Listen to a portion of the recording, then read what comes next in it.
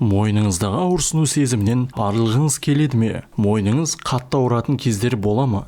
Егер иә деп жауап берген болсаңыз, кезекті видеомыз сізге арналады. Оның себебі ұйықтаған кезде дұрыс жатпау, бір жерден құлау, жұмыста орындықта дұрыс отырмау сынды түрлі болуы мүмкін. Бірақ оның себебі қандай болса да, төмендегі бірнеше әдісті пайдаланып, ауырсынуды басуға болады.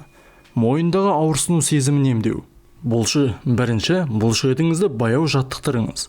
Оның жеңілдеп қалу үшін қолыңызбен уқалаңыз. Бұл процесс бастапқыда ұнамаса да, нәтижесінде ауырсыну сезімінен арылуға көмектеседі. Мойныңызды алдыға, артқа қозғалтыңыз.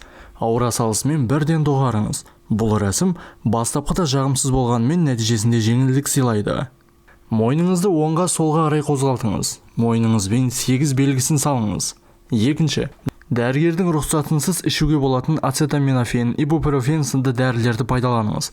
Алайда 18 жасқа толмаған балаға ацетаминофен бермегеніңіз абзал. Үшінші, душ қабылдаңыз. Мойныңызды 4-5 минут жылы судың астында ұстаңыз. Душқа түскен кезде мойныңызды тік ұстағаныңыз жөн. Төртінші, хош иісті тұз салынған ванна қабылдаңыз. Бұл тұздар қан айналымын жақсартып, күйзелістен арылуға көмектеседі. Жылы ванна үшін ағылшын тұзын пайдалануға болады.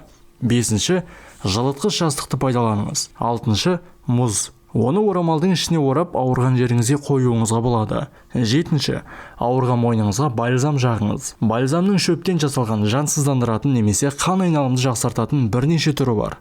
Сегізінші, мойын тіреуіш. Басыңызды тік ұстап отыра алмайтындай халге жетсеңіз, қалың сүлгіні орап, мойныңызға жаға секілді орналастырыңыз. Тоғызыншы, массаж жасаңыз. Егер ауырсынудан ұзақ уақыт бойы арыла алмасаңыз, дәрігерге қаралып, массажды қалай жасау керектігі туралы кеңес сұраңыз. Мұнымен қатар гидротерапияны пайдалануыңызға болады. Оны судың көмегімен үйде де жасай аласыз.